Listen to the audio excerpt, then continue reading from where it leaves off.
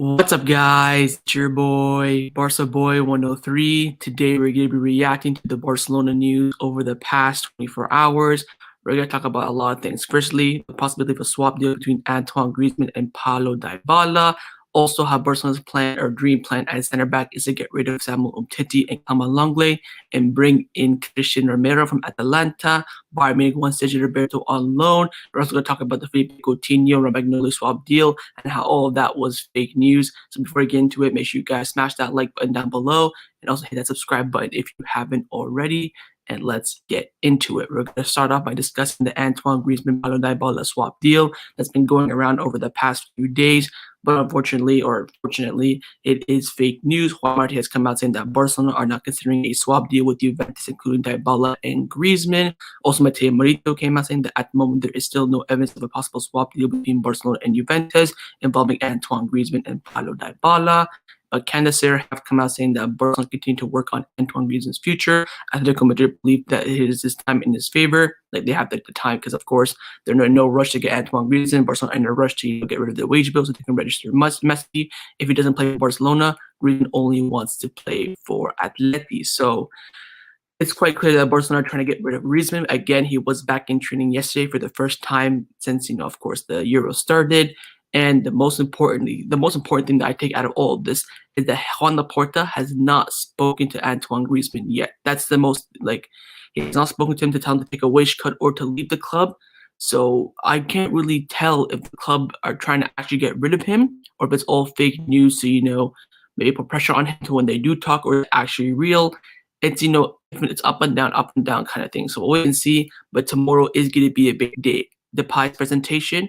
Juan Laporta will 1,000% be asked questions about Antoine Griezmann, so watch out for that tomorrow during Depay's presentation. They will ask questions 100% about Griezmann, but the Paulo Dybala Antoine Griezmann swap deal rumors are not true. It could be, it could happen in the future. You never know. But as of right now, nothing in it. It's all just paper talk. Another thing that's all paper talk is the Philippe Coutinho Romagnoli swap deal, which I thought would have been a good deal. But Vince Romano came out saying that this is not true whatsoever. There's no talks between Barcelona and AC Milan for Coutinho and Romagnoli. Apparently, the rumors were saying that Barcelona would get 20 million plus from Romagnoli for Philippe Coutinho, which I thought would have been a steal because I think if you were offered 20 million euros for Coutinho right now, you would take it. Imagine getting 20 million plus another player. That would have been great, but unfortunately, it was fake news, and it's disappointing that it was fake news because I was excited for it, but no doubt AC Milan are interested in Philippe Coutinho. It could come in for him near the end of the window. Now, Fabrizio Romano has come out saying that there are no talks with AC Milan and Barcelona for Philippe Coutinho as of today, and Coutinho, of course, is still on the market. No doubt about that. He's on the market for sure. Barcelona cannot even. I think if he does stay, he'll only play 9 games. There's no way he'll reach that 10 games to, give that 20 million euro variable to Liverpool. I don't see that happening whatsoever. So if he does even stay at the club, I think he'll play a maximum of 9 games next season. So I don't think he wants that for his career as well. Still, in the prime of his career, 28, 29 years old. I think he's 28. I think he's 28. So he wouldn't want to do that. So watch out for Coutinho's departure this summer. I do believe AC Milan are interested. Maybe not right now. Maybe near the end of the window. But definitely they are interested for sure. But one player from the Serie A that I would love to have at the club is the main man, Cristian Romero. What a center back he is. He's been linked with Barcelona, so that's some good news coming in from Sport Italia. Dave came out today. In Italy, they have linked Cristian Romero to Barcelona if they manage to offload both Samuel Umtiti and Clement Lenglet. Tottenham Hotspur are also in the race and are willing to offer Davis and Sanchez in the deal. So, I would imagine him. Imagine him, man. Oh my God! I haven't seen him play for Argentina. I'll keep it real. But every time I saw him play, he was an absolute warrior. He was injured for the last 3 games of the group stages, the quarterfinals, the semifinals. Came back in the final. Whoa! And pocketed Neymar. I mean, I would take him, but what's it gonna cost? 30 million, I think, is what Atlanta want because he's on loan from Juventus with a buy option of I think 10 to 15. So they're gonna activate that 100%. So we'll wait and see. But again, the most importantly in the statement is that you have to get rid of both Samuel Umtiti and Clement Lenglet, which is gonna be next to impossible. So this won't happen, and this source is not that great as well, but it's just a dream signing to be honest. So it is what it is. But a right back or a defender, sorry, that could leave the club this summer is Sergi Roberto. Now we talked about, and I think not yesterday's transfer video, but the one before that, how Bayern Munich want one of Barcelona's right backs on loan, whether it's Dest, Emerson, or Roberto, because they don't have a right back, and they need one, of course. I think last season they had what?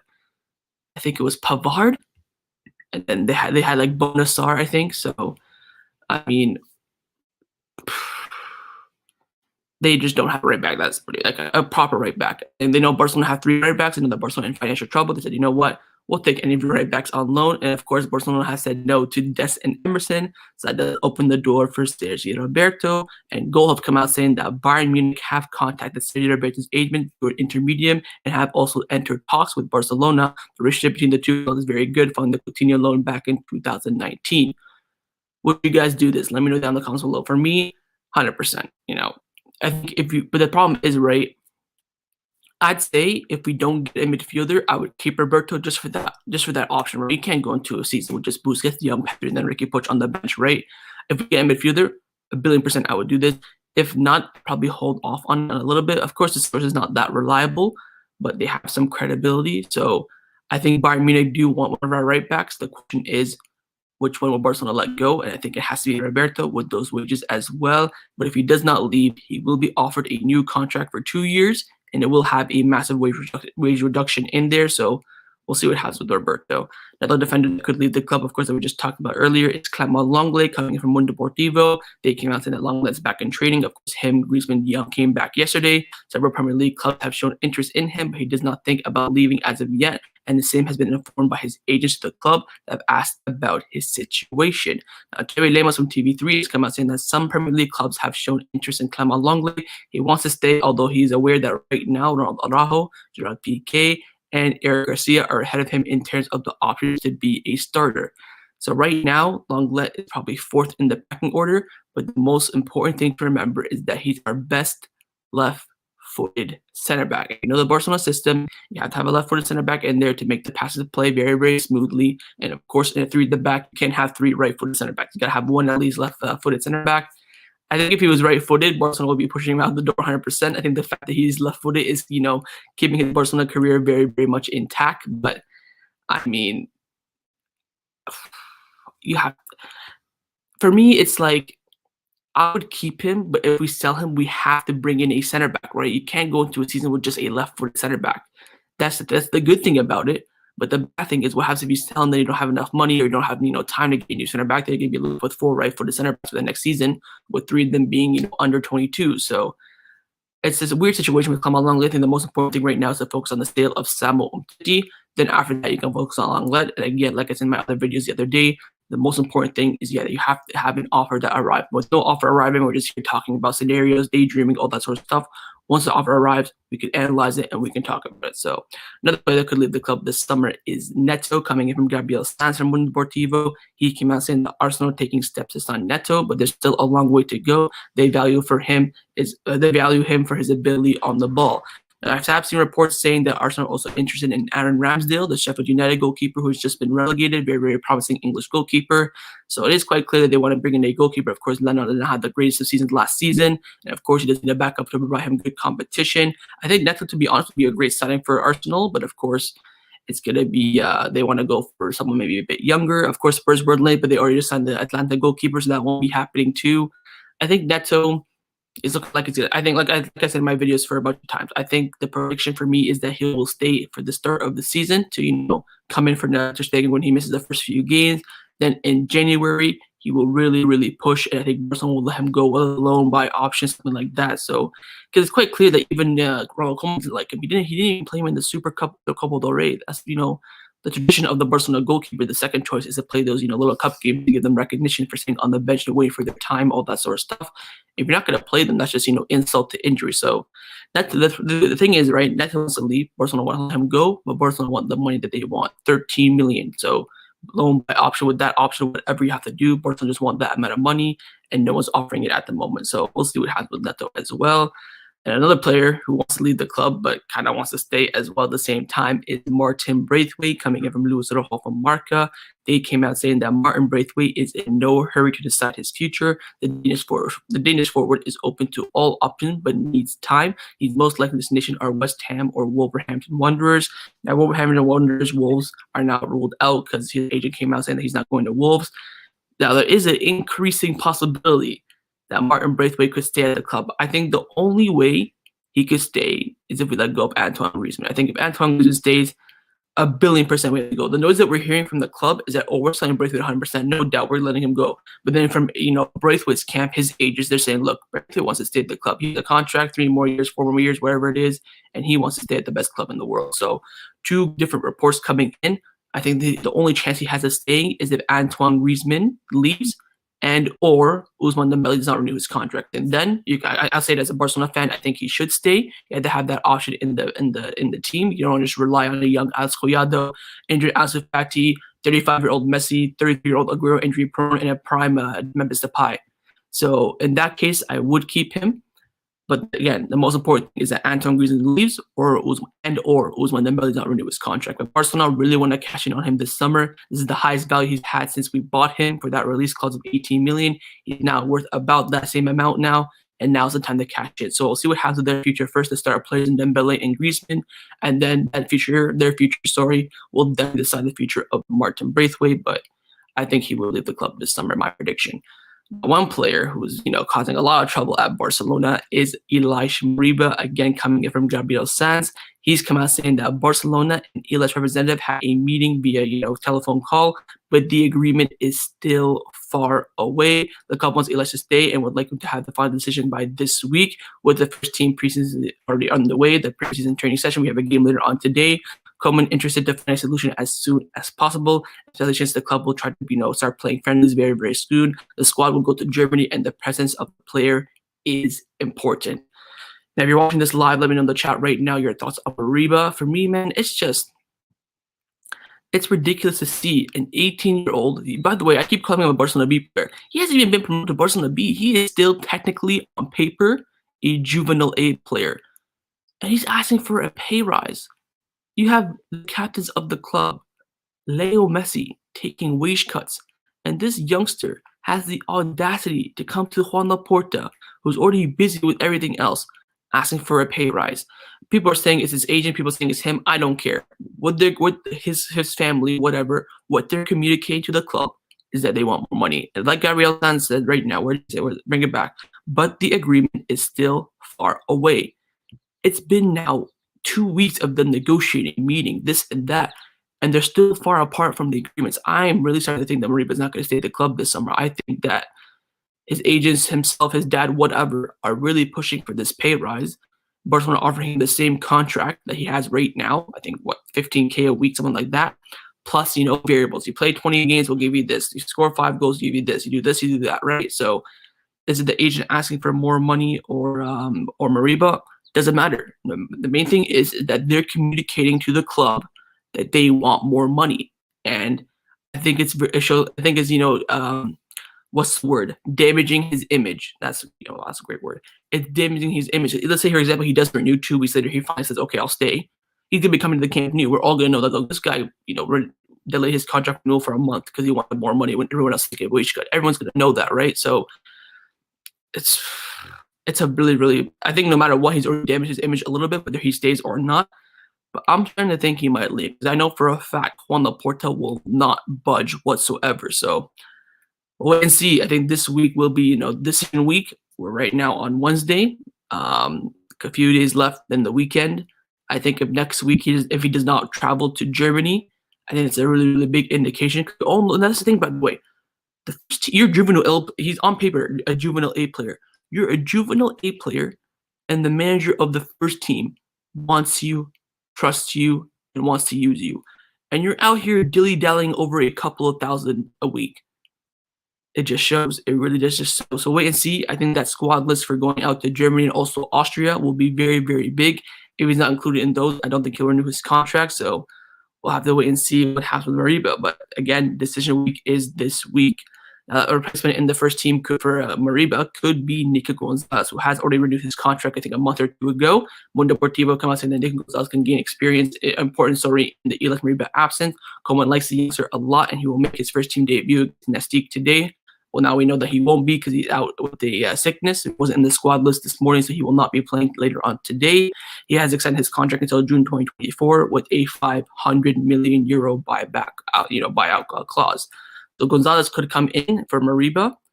I wouldn't mind that whatsoever. But the problem is that you could not go into a season with Busquets, De Jong, and Pedri as your starting three in the midfield, then Ricky Puig and Nico Gonzalez on the bench.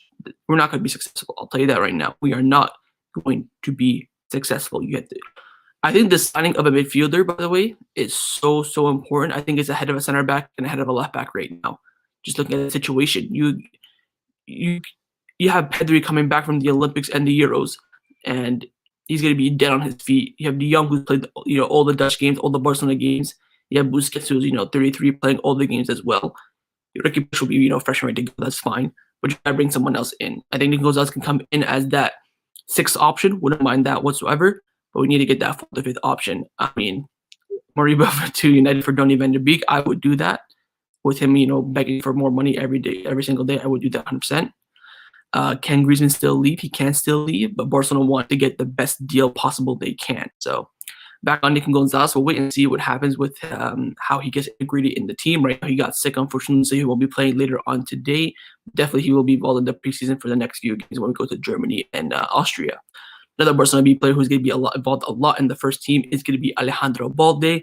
And remember, he was in the exact same situation as Elias Mariba, but a different outcome. Mundo Deportivo came out saying that Alejandro Balde is scheduled to sign his contract extension until June 2024 on Thursday. So tomorrow, the agreement was reached last week. The young left back adjusted his salary to comply with Barcelona's financial difficulties. Jorge Mendes was key. That's how it's done, Mariba. That's how it's done. He asked for more money. The club said no. They put him out back to Barcelona B to train with them. He had to sit down with his agent. He took a wage cut, to comply with Barcelona right here.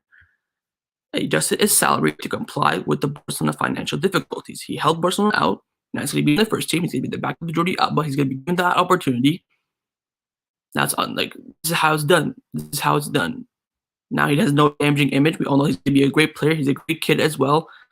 This is how it's done. And then you have Elias Mariba, who doesn't want to do that whatsoever, and that just shows. So I think I'm very, very excited to see Alejandro Balde. To be honest, I'm going to be completely honest. I've not seen him play a game. I saw him play the playoff game where they lost on penalties. I saw him play that game.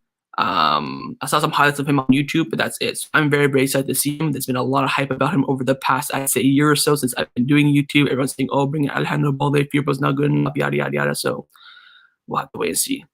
We'll have to wait and see how he does play. I am excited to see him play in the first team. Another player who will be in the first team next season is Sergio Aguero, the new signing up front. There are a lot of injury concerns, fitness concerns about him. And Gabriel Sanz from Mundo Deportivo has come out saying that Barcelona has set up a specific training plan for Aguero to keep his physical problems away. He has been given guidelines based on his circumstances. Coleman has been. Sorry, I'm mumbling right now. Coleman will have to turn him into a starting player of the season due to the shortage of forwards. So Barcelona are aware of Aguero's injury problems, no doubt about that. Last season at Man City, in out of the team a lot, injuries a lot with his knee, but always came in off the bench as a starter and scored goals. That's the main thing. And look at this now. Barcelona have a specific training plan for him. Now you're wondering, oh, they probably did this at City, blah blah blah blah blah. It's not really that big of a deal. What happened with Dembele last year? Coleman came in with a specific plan for him. He just came back from being out for 9 months, and last season I think he had one injury in December for 2 weeks, which was a hamstring injury. So I think one in the middle in December and one near the end, which is better for Dembele than what we already expect. So now they have a plan for Aguero as well, and expect that to be a very, very good plan. After what happened with Ousmane Dembele, have some proof about their plans that they have started for the right player does work. So maybe Aguero could start playing a lot of games. I think I'd be shocked if he played a lot of 90 minutes. I think he could start games, come off, or maybe come off the bench. I'd be shocked to see him play 90 minutes, week in, week out, or at least back to back. I think back to back, I'd be so shocked. So we'll wait and see what the training plan is, but they do have a specific training plan for Aguero to keep up with the injuries that he has, his fitness, so he can still stay at the top level. And of course, with his age right now, I think he has, 1 year, maybe 1.5 years left at the very top level. Now, of course, he could make his debut in the João Gamper Trophy. And now, unfortunately, this was, I think it's, sad news in my opinion.